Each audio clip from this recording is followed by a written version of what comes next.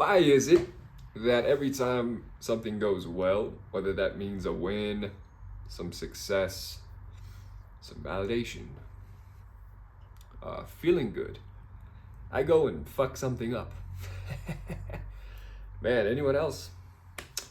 I believe self-sabotage is I think it's a form of control.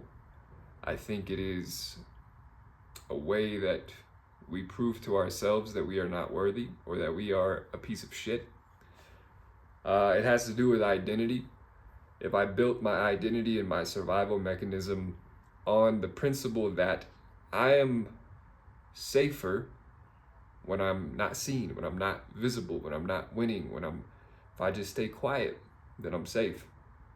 Okay, well, what happens when people start noticing us, when we find some success? Hold on, whoa, let me go back to where it's familiar, right? And the ways that we self-sabotage can be sinister. I mean, it's hard to believe, but I truly do believe that we can get sick as a way to self-sabotage. What does sickness do to, how does being sick serve us? Well, it allows us to go hide for a week, and it's a perfectly socially acceptable reason. If you tell anyone you're sick, they go, "Oh man, I'm so sorry about that. I hope you feel better. Just rest, man, recover. Stay at home, rest." And so it gives us a very socially permissible reason to just kind of hide out and to delay our goals, to delay life ultimately, right? And so sickness is one way that we self-sabotage. Addiction is another way that we sabotage ourselves, sabotage our well-being, sabotage our success. I think addiction, as people call it, whether that's alcoholism, drug use, pornography, sex addiction, whatever it is, I don't think that's an addiction to the actual habit or behavior or substance. I think that's an addiction to control, right? So one of the ways in which we self-sabotage is when things start going well for us, that's unfamiliar. If I'm going to be visible, succeeding, there's going to be more pressure on me.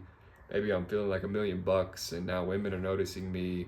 Now the woman I'm dating is like kind of pressuring me for some commitment. That's fucking scary. Well, if I just collapse with a 2-day porn binge, well, now I show up not the guy that she knows, right? Now I'm kind of off and I'm groggy.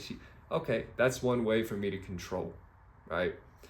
Another way that we self-sabotage is we quit prematurely, right?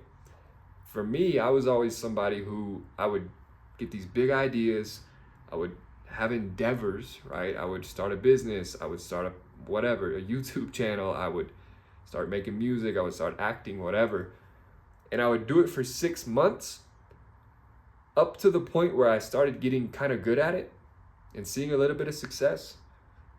And then due to my unconscious fear of what if this fails, then that means I'm a failure, I would self-sabotage it by just quitting. Again, it's an addiction to control. It's me saying, if I quit on my terms, then at least I control the outcome, right? At least I'm deciding that I'm failing.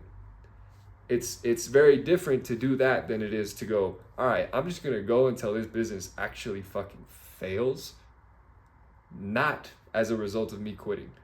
Because that would mean that I'm not worthy, or I'm not sufficient, I'm not enough, I'm not smart enough to do a business. That would mean a lot about me. So instead of seeing all of that, I'm gonna go ahead and self-sabotage. Or, again, I said I tend to quit when I get good at things. So the fear of success, and as I've said before, visibility, now there's expectations, now there's pressure, now I can fail publicly. The fear of success drives me to go, no, you know what? I'm just not interested. All of a sudden, I'm not interested in this shit anymore. All of a sudden, I don't find the motivation to make a YouTube video. all of a sudden I don't want to make any more films or whatever, right?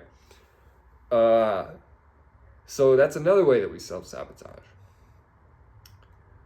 Self-sabotaging could be going ghost on people, right? The fear of intimacy, the fear of being known, the fear of ultimately being seen for who I am and abandoned or rejected by a woman or a friend. You know what? I'm just going to go ahead and ghost this. Fuck this shit. Right? I made a good friend. I made a group of friends. We're having fun. But now it's getting a little bit more. Now they're really starting to see me for who I am and not just the fun party guy or whatever. They're seeing me in more vulnerable situation. You know, fuck this. I'm ghosting these motherfuckers. Been dating this person. Now they're starting to see me. Not just when I'm on first date, charismatic, fun, cool guy, perfect, right? Not just who I'm presenting as my ideal self, not my actual self, not just when I'm performing. Now they're starting to see me. And that's scary. Because if I get seen and I still get abandoned, that means I'm a worthless piece of shit. So fuck that. I'm just going to preempt all of that. And I'm just going to dip out. You know? So these are some of the ways in which we self-sabotage as men. Again, why do we do this? I think it's to protect. I think we tend to view these things as self-destructive cycles. But I view these things as self-protective cycles. And very clever, the unconscious mind is always looking to protect us and to self-preserve, right?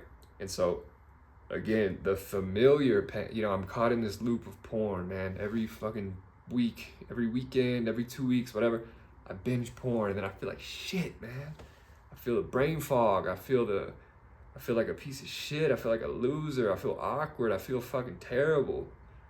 But that pain is very familiar and predictable and therefore acceptable to the unconscious mind, whereas the pain of the uncertainty, discomfort of uncertainty, what if I allow myself to feel good for 6 months straight? Whoa, now I don't have the escape hatch and the excuse of, oh, well, my addiction made me feel like shit, so I can't pursue my goals, I can't go after the girl I want, I can't go after the life I want. It's because my addiction. I have my addiction as a scapegoat. It's a very clever thing that the unconscious mind does. I have my addiction as a scapegoat for everything, right? So here I am blaming my addiction for everything. Oh, I feel like shit, it's holding me back. I'm not talking to the girls I want to talk to. I'm not doing the things I want to do. I'm not living how I want to live. I'm blaming it for everything when in reality, it's the perfect scapegoat for everything, for all of those things, for the fear of pursuing my goals, being my peak self, being my highest unconstrained self, and still not being enough. So what do? I install an addiction, self-sabotage mechanisms. I get sick. I ghost. I quit before I can succeed. Because now I at least have the excuse of, oh, well, it's because I'm just not where I want to be because of those things. You see what I mean? Anyways, man, I've been thinking about this a lot. I think this is an important topic. If you want to see more of this, let me know. I appreciate y'all.